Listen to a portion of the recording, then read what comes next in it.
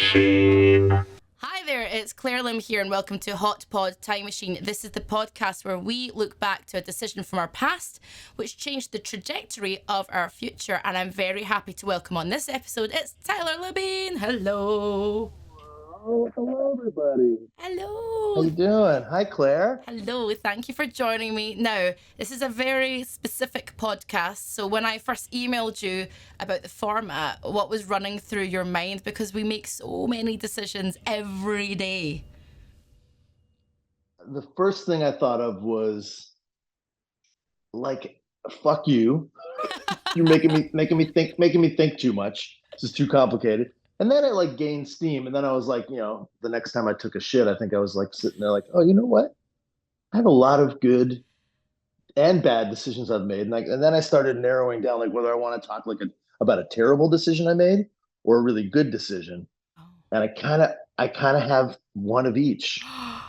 And I'm You still tossing it around a little bit. Oh, you might be the first because we have a lot of good decisions, but we have never had a bad decision because I don't believe a bad decision is bad. It sometimes just puts you in a different place. Before I get to your decision, I want to ask, do your best ideas come when you're sitting on the toilet or when you're in the shower?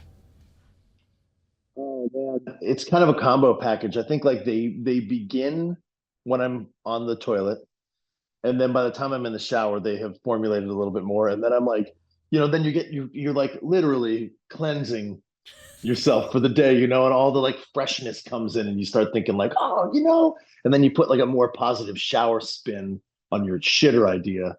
That's sort of how it happens for me. I love that.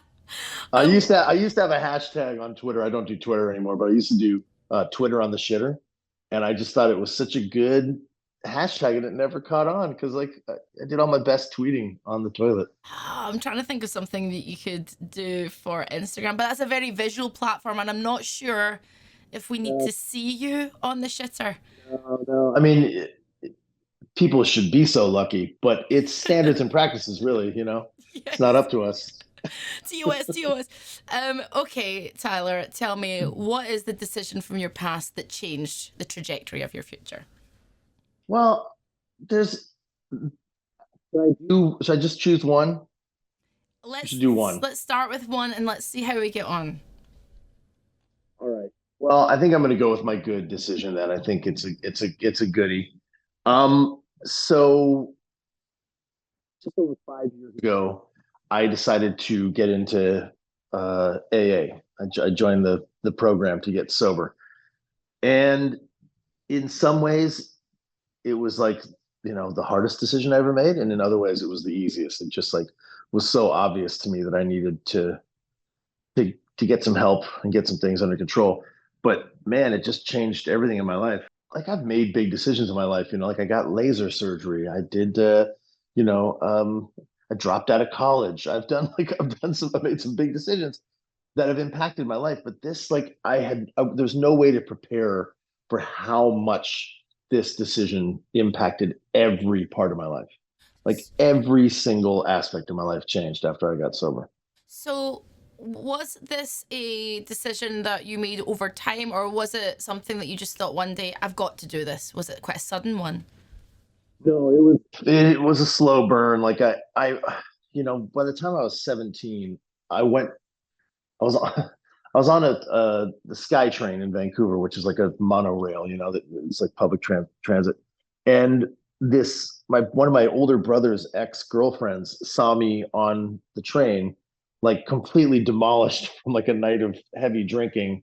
This is me at like 17, I think, 16 or 17, like still in high school. And I think I'd tried crystal meth the night before, and I was just like wrecked. And by this point, I had done so much drinking, and I'd started taking acid when I was like 13, and like just stuff that I look back at now that I thought was normal at the time. I'm like, oh God, that was pretty young to be taking a hit of acid at 13. My 12-year-old daughter did acid right now. I'd be like, are you out of your gourd? Like, what are you doing? So anyway, I saw her on the train, and was kind of like sheepishly like, hey, and she was like, hey, come with me. And she took me to an NA meeting, a Narcotics Anonymous meeting, and it was in a basement of like a halfway house in Vancouver, and it scared the bejesus out of me. There was just these old toothless biker, guys down there telling tales. They're probably younger than I am now, honestly. But at the time, you're 17, you're looking at these guys like, Jesus, fuck, let me out of here. I got it. I'm scared straight. And I left there and I was like, I'm never going to any of those. I'm never going to NA. I'm never going to AA. That's for like those guys. Yeah, That's yeah. for those people. So the seed was planted, at 17. I had like a moment of like, whoa, Mm. that's my future. Like if I keep this up, but I didn't change my behavior. I just spent, more years kind of being like all or nothing. I would go on these benders, for like sometimes months, and then like, oh, I got to do a year or a month of sobriety or whatever. And it just never worked, And then I used to call them my quests for clarity. I just remember that. I'd be like, I'm going on like a 30-day quest for clarity. It's like a 25-year-old version of like, I got to dry out, man. Mm-hmm. Um, and then when I was in my 30s, early 30s, right before I had my daughter at 32, I was like, I'm going to get sober for a year. A bunch of my buddies were doing it. And I was like, I'm going to get sober. And then I just lied to everybody and pretended I was sober for a year, Oh, which was exhausting. And it takes so much lying and manipulation to convince everybody that you're not drinking, including your wife and your best friends and your agents and everybody. And then, a year was up and I was like, okay, I can drink again. And I just went back to drinking, like, picked up right where I left off. And then I did another year after that where I actually did stay sober for a year, but I knew that I wanted to drink at the end of the year again. I was just like constantly trying to like take these measures, these half measures that didn't really equate to or amount to anything. And then finally I was just like, I gotta get sober. And I did it for 2.5 years by myself without the program. And then COVID hit and I got a divorce. And I was like, I'm getting in the program. And I yeah. got in the program right away. So I've been in the program for like 3 years now, but sober for like 5.5. So let's before I kind of move to the program and what that did for you, what was it that kept drawing you back before? Because then you had a chunk of doing it for 2.5 years on your own, but before that it was like a stop start stop start. What was it Mm-hmm. mentality wise? Can you, I guess, vocalize that now? Can you like explain that now? Yeah, like there was just this negotiation, an ongoing negotiation, uh, with my monkey mind, running rapidly for all the reasons why I needed to keep drinking. Yeah. It makes me funnier. It makes me more social. I didn't know at the time until I'd done a lot of work, but it was my way uh, of coping with this. Like I feel like I'm unlovable, and I'm not a very, I'm somewhere internally I'm very broken, and so there's all these things that I got into later that I understand now was like alcohol was my medicine, and it worked really well for a long time. But then the medicine turned into this poison, Mm. but you still have it lodged in there somewhere that like, oh no, it'll I can get back to that place. So I would give myself these big intentional breaks, knowing that like I can white knuckle it for a year. I can do this. I can get, and I would lose a bunch of weight and I'd feel really good about like going to the gym all the time. But in the back of my mind, I was like, how many more months until I can get shit faced? Mm. Um, or I would even lie to myself and be like, when I come back, my year, I knew exactly when the date was, but I'd be like, I think it's around, April 15th or whatever. And like, yeah, maybe we'll go out that night. Maybe I'll have a drink. I would tell myself that forever, which is funny because that's part of the program mentality is like one day at a time. But not like that. Not with like a planned sort of end date, like, yeah, we'll see. But invariably, both times when I got sober, first time was the fake. There was some sobriety during the first fake sobriety. I would go for like weeks at a time and I wouldn't drink it. But as soon as I would come back to it or had an opportunity to drink, it was like blackout drunk. So I think the mentality was like, I can just, you always tell yourself, I can get this under control. Yeah. I just need some time to get it under control. And this time it'll be different, which is the definition of insanity or addiction, as I've come to learn. You just think that you can negotiate and you can't. I have a disease, and I've had it for as long as I can remember. And it spans, it runs the gamut for me. It's food, it's sex, it's alcohol, you know, it's all the things that you can get addicted to. I just am addicted to, so So when you got into the program, how did that, I guess, break the back of that addiction a little bit and like make you see it in a different light enough for you to Yeah. go, right, okay, I really need to be honest with myself instead of lying, I guess, to yourself and going, oh, Yeah. just, one more drink or maybe I'll do that then. And you know what I mean? So when did it just break for you? Yeah. Like it became more of a question of I'm sitting up and I'm putting my pillow in my lap because that's my comfort zone. That's all good. Get Um, comfy. yeah, my ability to lie to myself just ran out. That's the only way I can put it. It just like I just was fucking exhausted, man. I was so tired. And I remember like before I got divorced, I had this beautiful house on the top of the mountain here in Ojai, and this like 2 acre property with like a view of the mountain range and my hot tub built into the ground, this like big stone pool, and like I'd worked my ass off to get to this place in my life. And I was sitting on my couch outside with my ex, and she just looked at me and she was like, "Why are you never happy?" Mm. And I was like, and we were just sitting there, and I was like, what? And she was like, when are you ever going to be happy? Like, when is it ever going to be enough for you? And I was just like, what are you fucking talking about? Like, she was like, you're miserable. And I sort of like, it just, when sometimes people can say things to you in another circumstance or another scenario, and it doesn't hit, but it just hit in this way in that moment where I was like, holy fuck, man. She's right. Like, what's wrong? What am I running away from here? What's wrong? And you put a label on all the things, and eventually you've got this stack of reasons, this insurmountable fucking pile of reasons why you can't be happy. And it's all lies, it's all bullshit. And that's when I hit my limit. I was like, oh man, I've just made a prison of excuses for why I don't deserve to be happy, Hmm. for reasons why. And so that's when I got sober for the third time. And then after that, I started, I mean, this is total honesty here and transparency. I started um, looking everywhere for that thing that I needed as an alcoholic. And it became Instagram affairs. I started like meeting women on Instagram and talking with them and sort of, having little flings with a number of women where it was just texting. So it didn't feel like, and it was really innocent, most of them, but I was still getting this hit of like So it's like the dopamine dopamine. hit. Yeah, yeah. Yeah.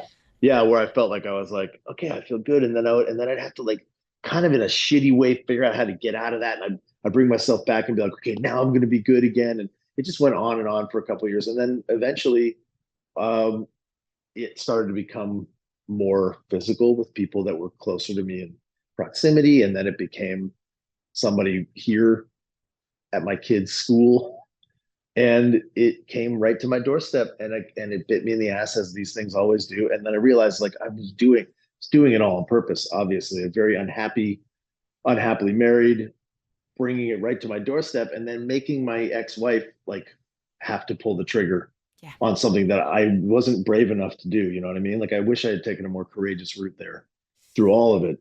But that's what I did, and that's what I have to live with. And then it became a situation where my ex was like, we should get a divorce, and I was like, yeah, we should.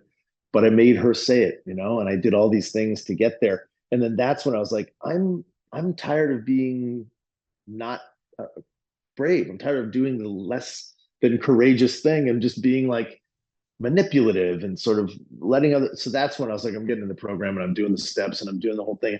It really, you really have to give up. You really have to give over everything when you get into that program. And that's what I wanted by that point. I was like, I don't know who the fuck I am anymore. I don't know who this guy is that I became who like lies and cheats and doesn't. That's not me. That's not the kind of person that I knew me to be, but I became that way Yeah. because I didn't want to figure myself out. Well, that's the thing. Like life is a very long journey, and I think, I can feel the essence. I talk to people all the time and interview people all the time. Like I think I'm quite good at getting an essence of people, whether I know them very well or not. I've always had a really good Mm-hmm. like I can feel your soul feels good, But Thank you. just because you've got a good soul though doesn't mean we're not messed up, and it just sometimes takes many years to get to let the soul, to let your glowing bits shine through. It takes a hell of a long time sometimes. Do you feel now though, having come through that period and doing your steps and everything, that you are letting all the good bits shine through? Can you see them in yourself now and love yourself a bit more? Yeah, I yes, yes. The short answer is yes. I also have a group of people, a support system there to remind me, because the thing you realize after getting sober, like clearly, just not drinking is not gonna, that doesn't make everything go away. Like, oh, I don't drink anymore, so I'm fixed. Yeah. So there's a lot of work around, like, what makes me tick and what I'm hiding from and what my fears are. So those don't go away either. You have to learn to like reroute them, or maybe like turn the volume down on them. And one of the ways that I realized that works, one of the only ways, is with help, right? Like with the support group. Like I go to a men's morning meeting. I have my sponsor to call. I have a therapist. A lot of these things have been sort of dropped the last couple of months because I've been moving back here, and I can feel it. Like I'm becoming a little bit of a dry drunk, and I'm forgetting about my, as you put it, my glowing bits. I've been bickering with my girlfriend and like, feeling a little short with my kids and stuff. And then that's when I start going, oh shit, I'm just neglecting to love myself, Yeah. And I like what you said about like, we can be good people and do, you know, quote unquote bad things.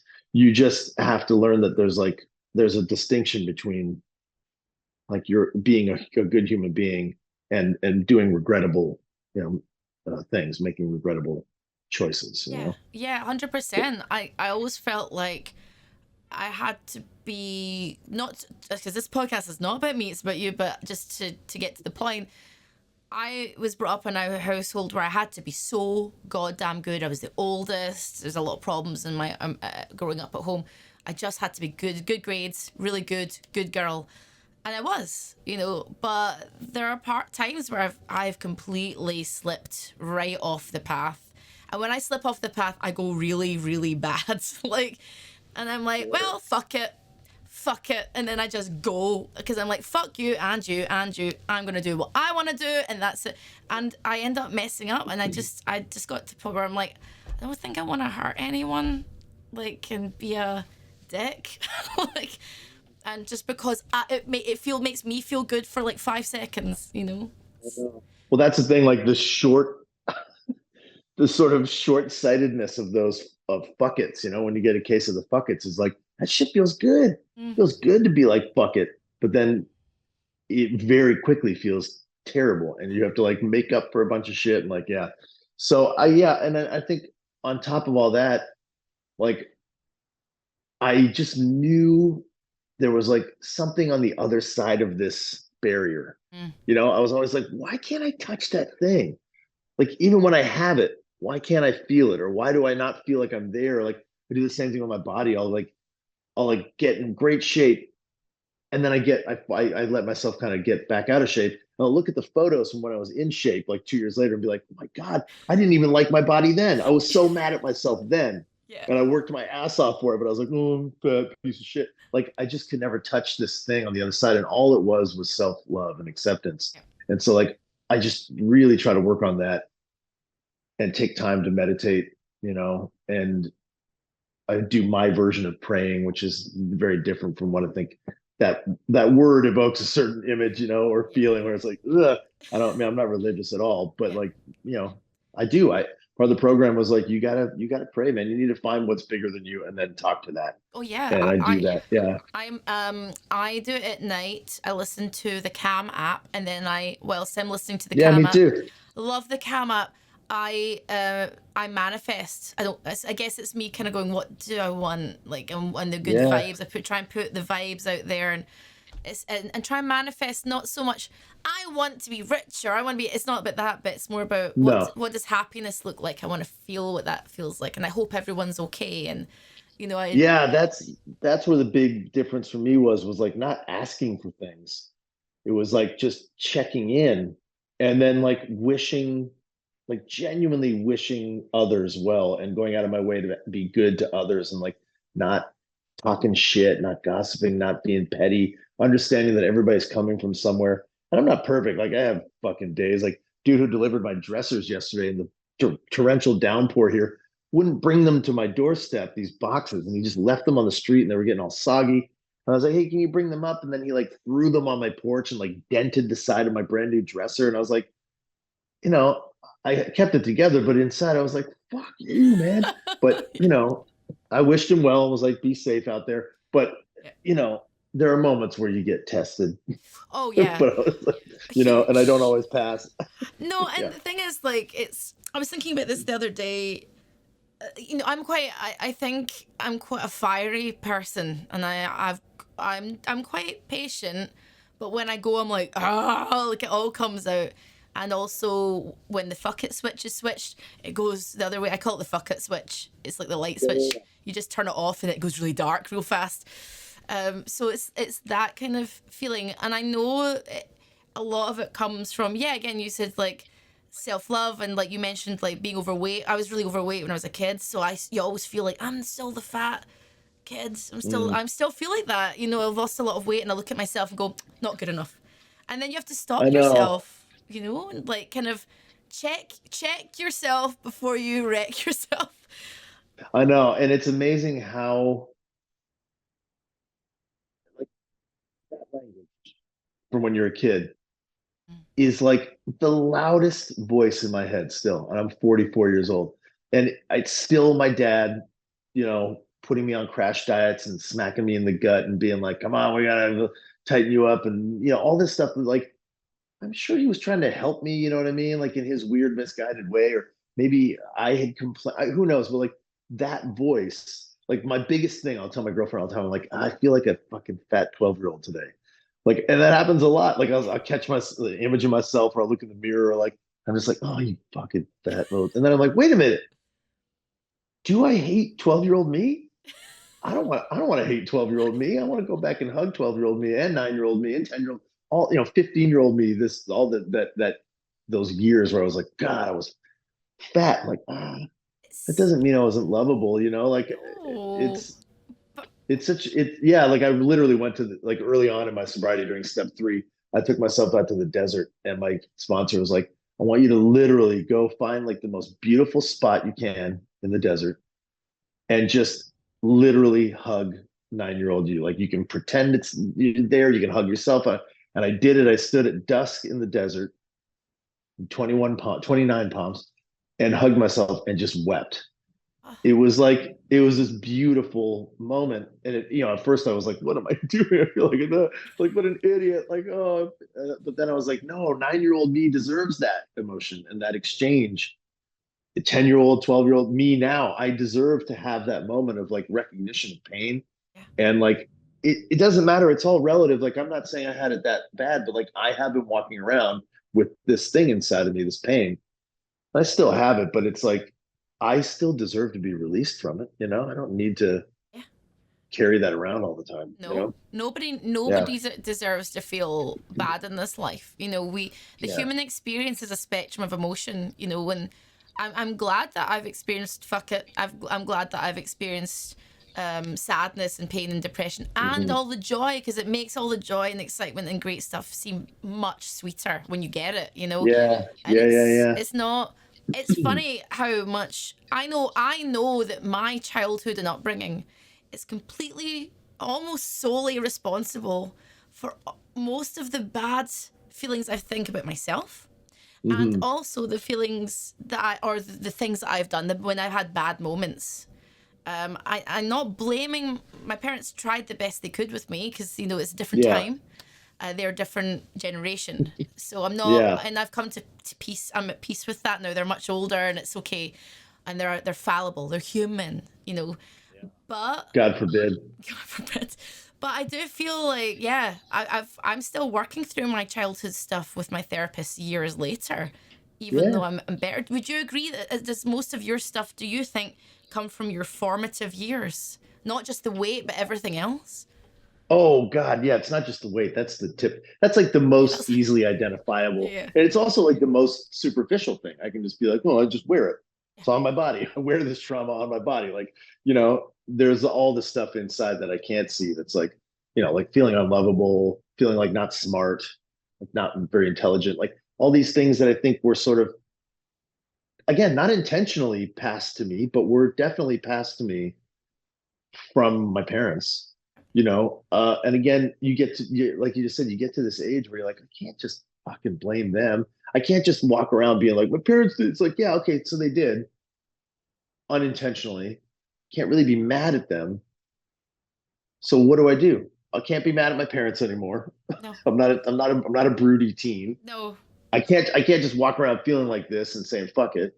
So the only option is to like learn to forgive your parents, basically, love them while they're here, and then like learn to love yourself, regardless of all this shit. Like it doesn't go away. Like it really doesn't. Um, Trauma sticks, unfortunately, but you do learn better ways of coping and loving yourself, regardless, and accepting, like truly accepting that you're just flawed. You're just a flawed human being like everybody else. 100%. I mean, like, Yeah. now that you're, because, you sound like, okay, not every day is going to be a perfect day, but you Yeah. sound like you're in a lot better shape from where you were mentally and everything else. Like, Yeah. now, in this present moment, okay, how are you feeling moving into your future? Because that changed the trajectory for you. How are you Yeah. feeling now? Like, how are you using that to create the best life possible for yourself? How am I manifesting? Yeah. It's a good question because I've been talking a lot about that actually. Um, I so New Amsterdam got canceled, right? My show, as I'm sure you know, Yeah. and that's a big moment in an actor's life. Your job is over. You like, I had to move from New York back to here, and it's all good. It's a change is inevitable, but like I would have spiraled. I think 5 years ago, I would have just fucking spiraled into a like a I would have just disappeared into a drinking stupor, you know? Or if not, if it wasn't even drinking, I would have just spiraled into like a self-pity hole. And I would have been like neglecting to be present with my children and all it. So like right now, what I think um the most uh relevant thing, the most like prevalent thing that I'm doing that I think I can notice is different from what I would have done before is to like just be okay. Yeah. Like I'm not great. I'm not terrible. Like okay always looked like fucking danger to me, right? It's like, oh God, if you're just in the middle, like you're nothing. You're boring, you're bullshit, whatever. I need these big highs to Yeah. get super high on. I need those super deep lows to like beat myself up over and then like climb out of and be like, I'm gonna be all right. So okay always looked like a failure to me, you know? I was like, fuck, in the middle of the road looks boring. Now I strive for it. I'm like, hey man, I may not get those giant highs and I may not get those like ridiculous lows, but I'm gonna stay somewhere. I'm gonna oscillate somewhere more in the middle and spend more time in my joy zones and in my, and less time in my dark zones, Yeah. because it was such a rapid, crazy peak and descent all over the place before. So anyway, I think it's like I moving forward, I'm like, I'm gonna use what I've learned about myself. And it's always funny when you talk about it because you feel like I'm not applying this all the time, I'm trying to. I'm still, like I said, a work in progress. But talking about it reminds me of how much I've learned and how like sitting here right now, I'm like, oh yeah, I am doing great. I'm Yeah. doing much better than I think I would have been. And I can see all of the sort of rewards. One of my favorite metaphors in the program is like, you're planting seeds along the way. They don't just sprout up in front of you. You don't see the forest immediately. These trees and these beautiful bushes and these flowers take time to grow. So then eventually you look back and there's this whole garden that you've grown behind you. And that's how I feel now. I'm like, oh, I can look at what I did before and be like, that looks nice. I Yeah. built this beautiful path to here. I don't know what's happening here, but I know I'm still planting seeds, and that path will just keep getting more and more, beautiful. And the foliage will grow more. And yeah, so yeah, I still use music for the highs and lows, so I always like, if I go low, I like really depressing. Like the music has to be so depressing to the point I'm like feeling Yeah. it in my freaking chest. Or if I'm going high, I need to listen to something really loud or really, like it's like cutting through your brain. Like I need to Yeah. feel the noise. So music still does that for me. But I know what you mean. It's like this fear of being beige. It's like this Yeah. beige Yes. life, and I'm like, why do I need drama? And it got to a point recently with me where I was like, I'm gonna move aside, a step aside from all danger zones and dramas. Mm. And it might be a bit boring for a while, but like it's all right. I'm quite enjoying it. Yeah. What's wrong with that? Like, yeah, you realize you're chasing this thing, this like high or a low that like A is unattainable most of the time. Like even with music, like I do that too. I'll be like lying off the side of my bed, listening to like, old Bright Eyes albums or something and just like crying or like or I'll be like listening to fucking the first Mr. Bungle album on full blast Yeah. in my car, like singing my asses on fire, and I'm like, yeah, my life is great. It's like I love those moments, but they're not. They're manipulated, right? They're Yeah. totally manipulated, which is fair enough. We manipulate our, we sort of rearrange the day so we can feel a certain way all the time. But like I can still do those things and still be aware of this like through line, this emotional through line that doesn't, I don't get like, I used to buy into it. I would put on sad music and be like, I am fucking Yeah. depressed. I'm like so dark. I'm so dark and no one could ever understand me. Like you buy your own shit, you know what I mean? Or you're manic and you're like, yeah, I'm gonna be up here forever, man. I'm gonna stay up here forever. And now I know that those are just manipulations and they feel good when I want them and I can sort of turn them on and off. And it's like, And that's good writing, yeah. to be honest with you. Like, if music's making you feel like that, then yeah. Mm. But I'm like, I don't know, like, now for me, happiness does just look like maybe being kind of content. I don't think I'm quite content yet. But for you, what would you say now looks like a high for you? Like, I mean, not that you're trying to chase it, but when it comes, where does that come from, and why is that feeling there? Yeah, it's a really good question. I have noticed that experiential reward has become so much more um, rewarding than financial or like career gains or any of these things that I used to really use as my highs. Like getting a high paying job or getting like a job that I knew would sort of thrust me forward in my career was like those were my big highs. But then those started to feel not great either. You're always looking for a higher thing. So then even like just anything in life that I know that I'm learning something from, or if I'm given an opportunity to go and try something Yeah. that I know that I will take like a lesson away from, like even doing New Amsterdam, like I did that for 5 years, and like I made a choice at the beginning. I was like, I am going to get every ounce of experience out of this that I can, like playing this character and getting to be on a drama and learning all these things.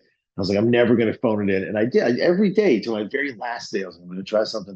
I'm going to try something different today. And I'd leave work and I would be like, either like, oh, that didn't work. And what can I learn from that? Or I would do something that would end up surprising me. And I'd be like, holy shit, look at that. Some experiential reward right there. So like, those are my highs now.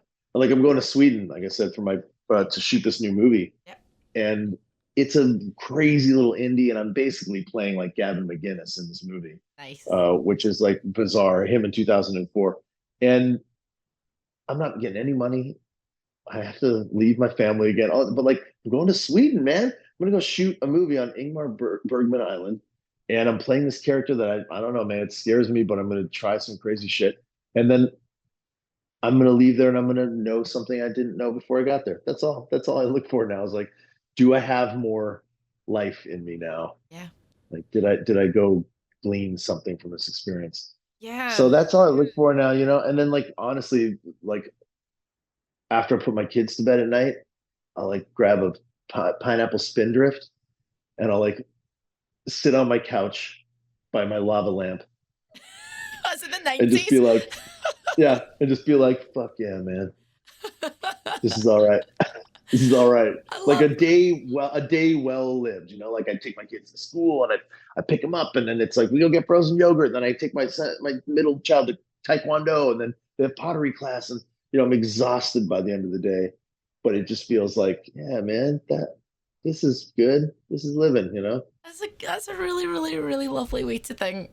I've started to think, well, more like that now. I think collaborating with people, it doesn't Mm, sometimes make money, or like even this podcast. It's not like I'm getting. This is just a labor of love because it's more about discovery and getting to yeah. know people and discovering a little bit about yourself every time. Especially speaking to you in this one. I say this almost at the end of every podcast. And every podcast is flavored very differently according to the person I'm speaking to. Some are really manic and chaotic, some are Hmm. really chilled. But this one was interesting because I think what we share is that not quite the same, but that understanding of like going to the dark zone because Mm, you just want to feel something, man. And it's yeah. when you step away from that, you're like, shut the fuck up. Like, Yeah. Yeah. what's. Yeah. Yeah. And then one of my favorite expressions I learned lately is worrying is like praying for shit you don't want. Mm, And I just was like, yeah, that's what I would just dwell on these dark, it's like manifesting darkness, man. Like, of course I'm walking around broody and dark because I'm like, yeah, I wanted it. But I want to ask you something too. sure. You're a musician. I'm a musician.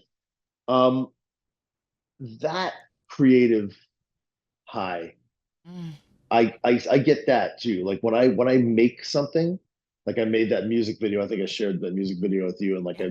I'm writing songs, and like when you channel a thing and then you put something in the world that wasn't there before and now it just is, like that shit makes me feel great. Yeah, I love Like, it.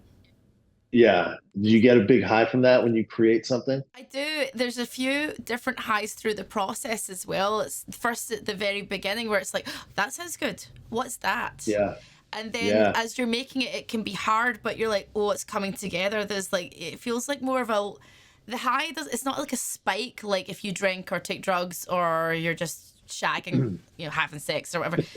Shagging. yeah. Or I know what shagging is. I've shagged. I have shagged before too. I think it's been 84 years, Tyler. Oh my God, that's too long. That's too long. Tell me about it. But like I feel like it's more of a long drawn out high because you've this process of it's bubbling up. And when it's out there and even if just one person goes, that's cool, just one. Doesn't Yeah, yeah, I'm like, really? Oh my god, that's wow, like that. I mean, I love making music. That is like the best feeling. I want to collaborate with people more, I think, going forward because I want to know what that feels like together as a group, yeah, you know? yeah. It's good to collaborate. Yeah, I feel like sometimes I'm afraid to do that because I think I'm a little bit particular. But I always want to, like I'm always looking for someone to collaborate with. We were talking about trying to make something for a minute, weren't we? We were. And like I should send Yeah, something over when I come back from the US. yeah, yeah, yeah, I'll send something over and I'll be living in California at some point at yeah, the end of the year, so we'll be even closer. So yeah. like I'll come see you. We'll jam. yeah, oh that excites me more than anything else. Forget it, I'm quitting being a presenter. I'm just gonna jam for the rest of my Just life. jam, man. We'll form a jam band. We'll just tour as a two-person jam band. Totally. I'm up for a two-person jam band, but we have to decide. Okay, though, Tyler, we have to decide. Are we a two-person jam band that is extremely depressing, just in the Oh, middle, or really, really hard? well, I'm not gonna be any fucking like Dave Matthews Band bullshit. No. No Grateful Dead, Fish. I think all that stuff. No, I think we're more like, how about we call ourselves the Beige? Oh yes. We're the Beige, and we just make like really middle of the road, mediocre jam band music. You know what? I'm here. Three chords. Just three chords. That's all we That's need. it. That's it. That's all you need. I mean, that's the foundation right there, and that's all we're doing. And we should cover Ed Foundational rock Sheeran and roll. songs. Let's just cover Ed Sheeran songs. Yeah, yeah, but we'll make them ours. Which means I want to slow them right down. Make them like imagine if Slint did Oh, covers. it's Flint. Oh, dude, I still listen to Spiderland all the time. That album. Oh my God. Same. Oh, Same. Nosferatu Man, the Oh, song Nosferatu Man is just like I played it for my kids not too long ago, oh and they no, were what just did like, they "Daddy, think? this is weird." I was like, "Yeah, but cool, right?" And they were like, "No." All right, all right. I Daddy, feel like I'm that's my scared. duty. Yeah, that's my duty as a dad is to kind of scare my kids with my music taste, so they're not just listening to like Banana Phone and the Toilet Bowl Cleaners and God, listen no. to the stupidest kids music. And I'm like, no, it's going to be Bungle, it's going to be Mars Volta, it's going to be Slint, it's going to be Bright Eyes. It's You like, gotta get them started yeah. at the drive-in first, then they can progress to the Mars Yeah, that's Volta. true. It's true. Some of the like I played them Wax Simulacra from the Bedlam and Goliath, and they're just like I could see their little brains like, what is happening? It's like, no, but listen to that. Listen to that. Yeah. I I get a love little that. I get a little too overzealous, I think, about sharing music with them, but some of it they love, which is great. So Just wait till they hear the beige. Just wait till they hear the that. beige, the beige is gonna just not blow them away. And I can see our merch. So it's gonna be like kind of off-white cream sort of t-shirts Yeah, with the beige, but you can't really see the writing, only in yeah, certain yeah, yeah. lights, you know? It's the same. Yeah, it's the same color print. So yeah, just when it catches the light, you're like, wait, does that shirt say the beige? Yeah, Like like if when you there's know, like you know. neon sort of lights in a venue or whatever, and then you're like, oh, there they are. There's our one fan. Yeah, yeah, they are. And then it will grow, and then like the two or three fans will be like, look, if you know, you know. It doesn't. You don't need to see the lettering. You just You just know. But you know what? I reckon we should be more ambitious, Tyler. I reckon we should make it really big and just imagine like a sea of beige, like a festival, just beige Uh, t-shirts. How like beautiful will that be? and like have a mandatory color code for your attire. Like if Yeah. you're coming to see the beige, I mean, look, it's obvious to me. If you're coming to see the beige, you're wearing beige. But then you don't want there's varying degrees of beige, right? We want like monotone beige. I want the exact so maybe there's like it's like going to a nice restaurant, they give you a jacket. Oh, When you come to a beige show, we give you a shirt. Beige Fest 2024 next year. It's coming. Beige It's Fest. yeah, it's on. It's on the beige. I actually like that name for a band, the Me too. beige. But I like. I kind of like that. It will be really slow or really, really hard. Like people go with the beige. What? Like impossibly slow, just so slow and droning and like I said, if you get it, you get it. I'm so into it. Oh my god. I'm actually gonna start writing songs inspired by the possibility that the beige is gonna I'm gonna do happen. that too. I'm gonna open a new file on my DAW, just the beige, and just start throwing it. Actually, I have like one or two things I should send you that would probably work for like they're just like these beginnings, these like seeds of an idea for a song. Maybe you could Oh yeah, beige send them it up. over. All beige all over that shit. You know it. Nice. Nice. I don't know what that means right now, but guys listening, you'll find out soon. You'll find out It's been soon. 84 years. It has been 4 years. Tyler, you have been awesome. Thank you very much for speaking to me in Hot Pod Time Machine and sharing some really personal stuff as well, which is really nice. You know, nice to Of hear. course. Yeah, thank you for letting me be authentic. Sometimes in this crazy business we're in, it's hard to find a moment to just like speak your truth. So thank you for allowing me to be here. No problem. Guys, this has been Hot Pod Time Machine. I'm Claire. This is Tyler, and I hope that you enjoyed watching and or listening along, and I'll speak to you again soon.